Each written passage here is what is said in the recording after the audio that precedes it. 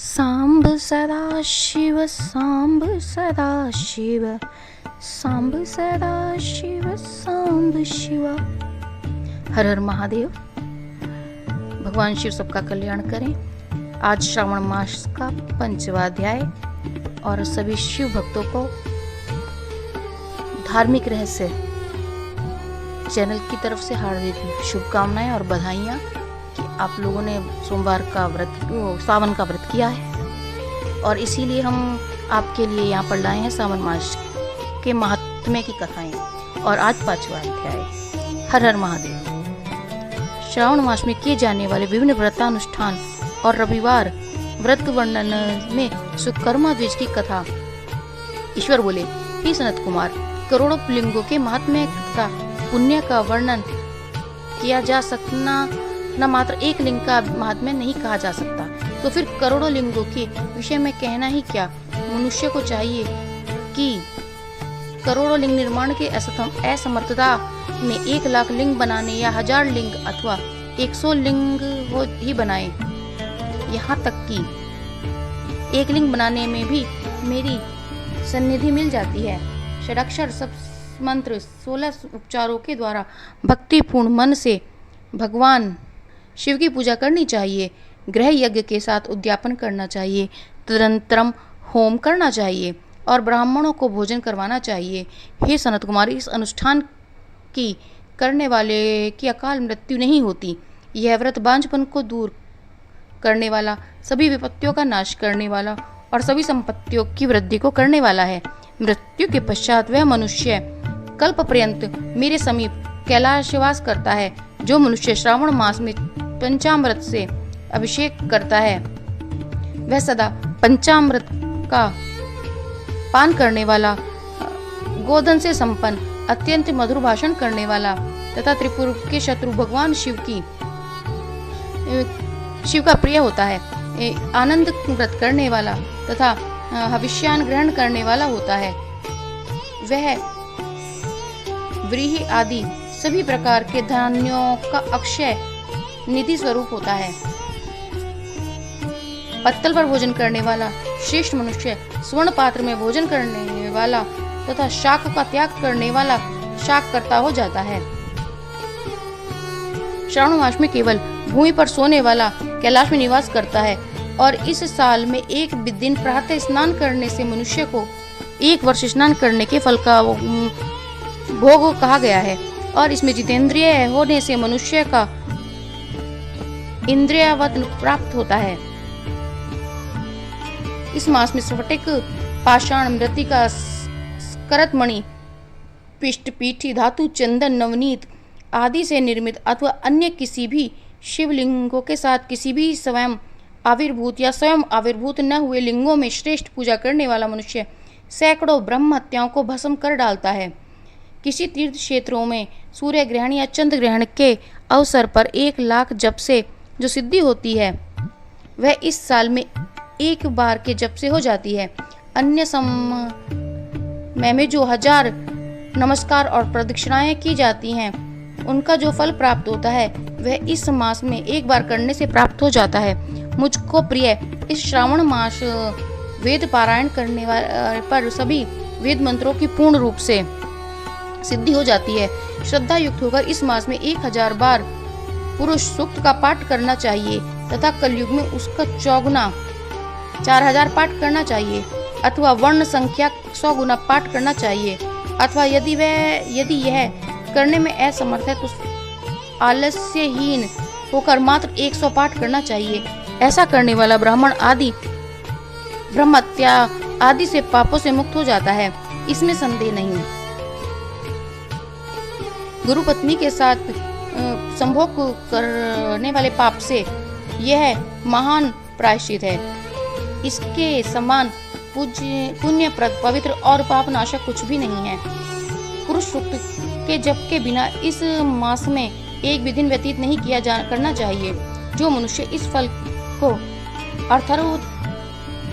अर्थवाद कहता है वह नरकगामी होता है। इस महीने में समिधा, चरु, तिल और घृत में ग्रह यज्ञ होम करना चाहिए।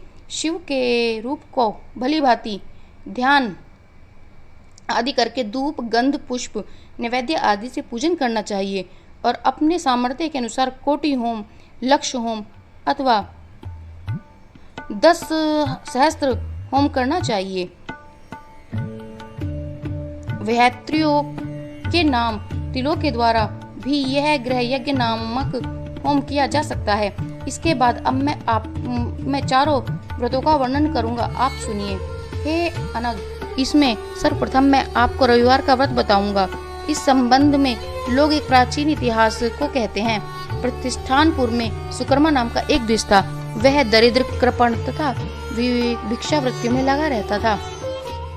वह धान्य मांगने के लिए घूमते घूमते नगर में आया। उसने किसी गृहस्थ के घर में मिलकर रविवार का उत्तम व्रत करती हुई स्त्रियों को देखा। तब उसे देखकर वे स्त्रियों के परस्पर कहने लगी कि इस पूजन विधि को शीघ्रता पूर्वक छिपा लो। इस पर वह विप्र उन स्त्रियों से बोला, हे शेष स्त्रियों, आप लोग इस व्रत को क्यों छिपा रही हैं? आप सभी दयालु स्त्रियां मुझ पर कृपा करके इसके विषय में बताएं। तीनों लोकों में परोपकार के समान कोई धर्म नहीं है। इस समान चित्त वाली सज्जनों के लिए परमार्थी स्वार्थ है। मैं दरिद्र तथा दुखी हूँ। इस श्रेष्ठ व्रत को सुनकर मैं भी इसे करूँगा। अतः आप इस व्रत का विधान तथा फल अवश्य बताएं। स्त्रियां बोली, हे द्विज, इस व्रत के करने से आप उन्माद तथा प्रमाद करेंगे अथवा इसे भूल जाएंगे अथवा इसके प्रति अभक्ति या अनास्था रखने लगेंगे। अतः आपको यह व्रत कैसे बताऊं? उनकी यह बात सुनकर विप्रेंद्र ने यह एक प्रौढ़ स्त्री थी, वह उस ब्राह्मण के व्रत तथा उसकी विधि यथावत बताने लगी। हे ब्राह्मण, श्रावण शुक्ल पक्ष के प्रथम रविवार को मौन होकर उठ करके शीतल जल में स्नान करें। तदंतर हम अपना नित्य कर्म संपन्न करके पान के एक शुभ दल पर रक्त चंदन से सूर्य के समान पूर्ण गोलाकार 12 परिधियों वाला सुंदर मंडल तय बनावे और उस मंडल के में रक्त चंदन से संज्ञा सहित सूर्य का पूजन करें। तदंतर घुटनों के बल भूमि पर झुककर बाहरों मंडलों को पर पृथक पृथक रक्त चंदन तथा जपा कुसुम के मिश्रित अर्घ्य श्रद्धा भक्ति पूर्वक सूर्य को विधिवत प्रदान करें और रक्त अक्षत, जपा कुसुम तथा अन्य उपचारों से पूजन करें। तदंतरम खड शंकरा मिश्री से युक्त नारिकेल के बीज का नैवेद्य अर्पित करके आदि मंत्रों से सूर्य की स्तुति करें और श्रेष्ठ 12 मंत्रों के 12 नमस्कार तथा दक्षिण प्रदक्षिणाएं करें। तत्पश्चात 6 तंतुओं से बनाए गए सूत्र में 6 ग्रंथियां बनाकर देवेश सूर्य को अर्पण करके उसे अपने गले में बांधें और पुनः 12 फलों से युक्त वायन ब्राह्मण को प्रदान करें। इस व्रत की विधि को किसी के समक्ष नहीं सुनाना चाहिए। हे विप्र, इस विधि से व्रत के लिए जाने पर धनहीन व्यक्ति धन प्राप्त करता है, पुत्रहीन को पुत्र प्राप्त करता है, कोढ़ी कोढ़ से मुक्त हो जाता है, बंधन में पड़ा हुआ व्यक्ति बंधन से छूट जाता है और रोगी निरोग हो जाता है। हे विप्रेंद्र, अधिक कहने से क्या प्रयोजन? वह साधक जिस अभिष्ट की कामना करता है वह इस व्रत के प्रभाव से प्राप्त कर लेता है। इस प्रकार श्रावण के 4 रविवारों और सभी रविवारों में इस व्रत को करना चाहिए। तदनंतर व्रत की संपूर्णता के लिए उद्यापन करना चाहिए। हे विप्रेंद्र, आप भी इसी प्रकार से व्रत करें, इससे आपकी सभी कामनाओं की सिद्धि हो जाएगी। उन प्रतिव्रताओं को नमस्कार करके वह ब्राह्मण अपने घर को आ गया। उसने जैसा सुना था उसने उसी विधि पूर्वक संपूर्ण व्रत को किया और अपनी दोनों पुत्रियों को भी व्रत की विधि सुनाई। इस व्रत के सुनने मात्र से शिवजी के दर्शन तथा उसके पूजन के प्रभाव से कन्याएं देवांगनाओं के सदृश हो गई।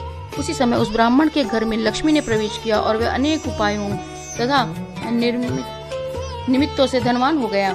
किसी दिन उस नगर के राजा ने ब्राह्मण के घर में होकर राजमार्ग से जाते समय खिड़की में खड़ी उन 2 सुंदर और अनुपमय कन्याओं को देख लिया। तीनों लोकों में कमल, चंद्रमा आदि से जो भी सुंदर वस्तुएं हैं, उनके दोनों कन्या अपने शरीर अवयवों से तिरस्कृत कर रही थी।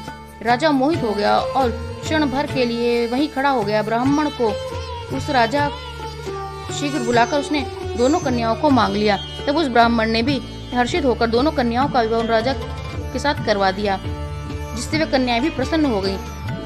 वे स्वयं इस व्रत को करने लगी और पुत्र पौत्र आदि से संपन्न हो गईं। महान ऐश्वर्य देने वाला इस व्रत को मैंने आपसे कह दिया।